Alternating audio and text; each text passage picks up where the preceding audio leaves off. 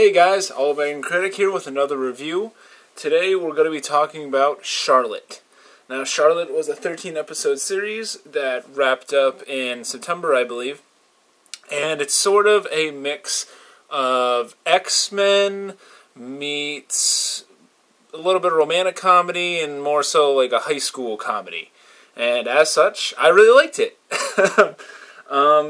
So basically our story is about there's a comet that goes by Earth like every 75 years or so, and the dust that it leaves behind sort of gives certain people superpowers. And for some reason, the power only goes to like adolescents. And our lead character, Yu, is a high school kid, and he has the ability to possess people, albeit for only about 5 seconds. He leaves his body and possesses them and can make them move around and stuff, but for only 5 seconds at a time. Now, I found it interesting that each character that has superpowers actually has a drawback similar to this. There are people that can go invisible, but only to one person at a time. There's a character named Jojiro who can actually he can run like super fast. Actually, I think he like teleports, but like it looks like he's running like super fast, and that's really cool. But he can't really control how he stops, so that he crashes into things a lot and has to wear like protective armor under his clothes.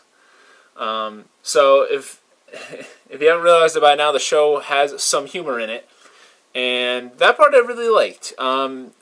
There's a pretty good balance here of serious moments and like heartwarming moments and comedic moments, which I feel like a lot of animes kind of struggle with that, and it's one thing I really liked about Charlotte. Another thing I really liked were the characters themselves. Yu is kind of a douche at first. You really don't like him.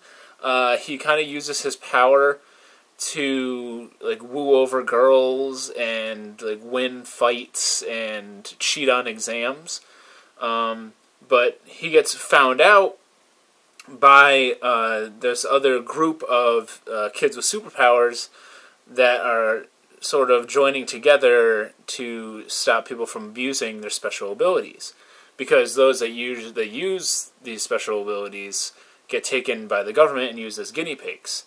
As one of our characters, Now, N-A-O, not saying now. She experienced that with her brother. And her brother had a super ability, and he was taken and used as a guinea pig, and it just scarred him the rest of his life. He is now in like this sort of like asylum kind of place. He's really gone nuts. And she has dedicated her life to making sure that doesn't happen to people. And I really liked Now as a character because she strives to help people even though she has trust issues with people, and she considers herself really alone. Yet she really fights for the greater good of kids with superpowers.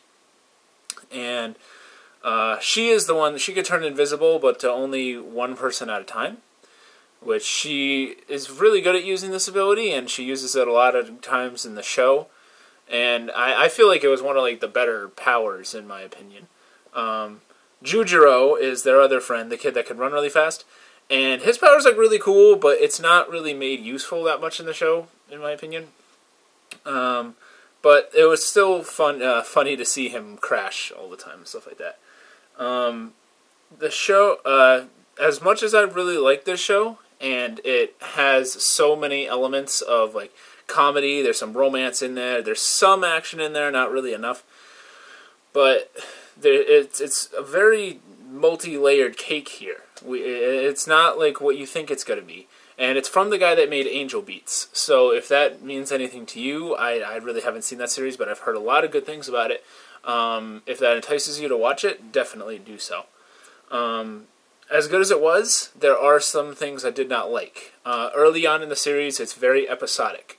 And what I mean by that is it falls into this like sort of formula. It's very formulaic, where they find people with superpowers. There's another kid who has the ability to locate them, and they track them down, and they find out what the power is, and they convince the kid to stop it.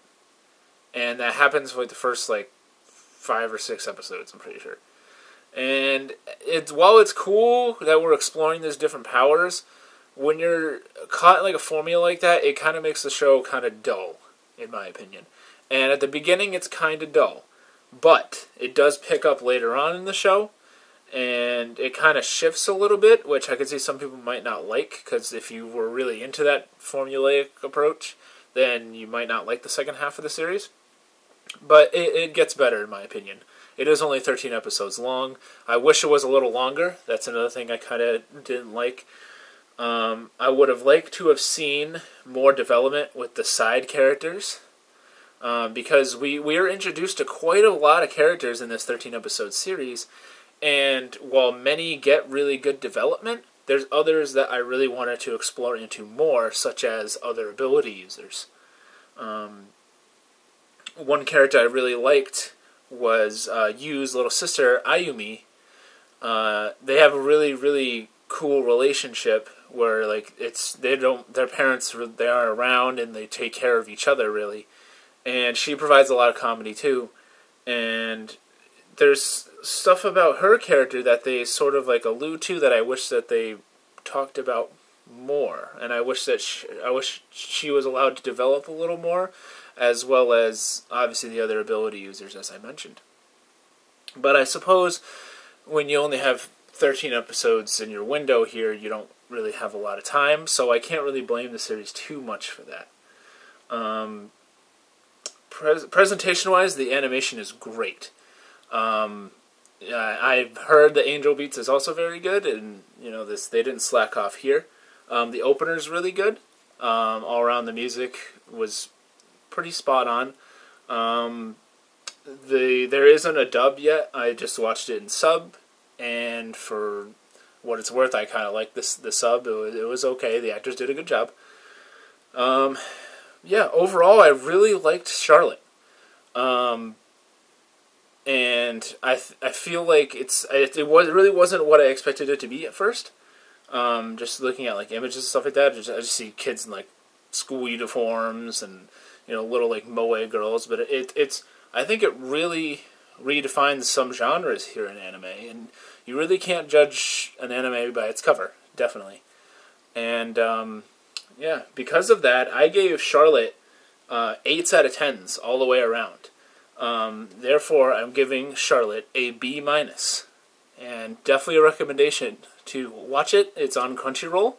And hopefully we'll get a North American DVD release at some point. Although, it is probably going to be released by Aniplex, I believe. So that could be scary, because last time I really tried shopping for Aniplex stuff, it was very expensive. There's a series called Blue Exorcist that I really, really liked, and I watched it on Netflix, and I'd really love to own it and put it on my shelf, but Aniplex charges like an arm and a leg for each DVD, and I probably won't ever be able to afford it. But enough of me talking about how poor I am. Yeah, definitely go watch Charlotte. If you're into X-Men, if you're into superpowers, really, if you're into sort of teen romance and a family dynamic and really good character development, you'll really like Charlotte. Highly recommend it. Yeah, tell me what you guys thought about Charlotte if you've already seen it. Do you agree, disagree with me? And let me know, what's another anime series that you judged at first and you ended up being wrong about it? And it turned out either being bad, better, or worse than what you anticipated. Please join me. I think tomorrow I'm going to upload my final review for Newvember. I'm going to be doing Roka, Braves of the Six Flowers. And I have to apologize. I'm not going to be able to get to Gangsta this month. Mostly because it's no longer on Crunchyroll anymore. And I don't really know where to legally watch it, because I'd rather not pirate for this. But yeah, check out, I already watched Roka, and you can see me talk about it tomorrow, I believe. So, yeah, tell me what you guys thought of Charlotte, and as always, this is the All-American Critic, signing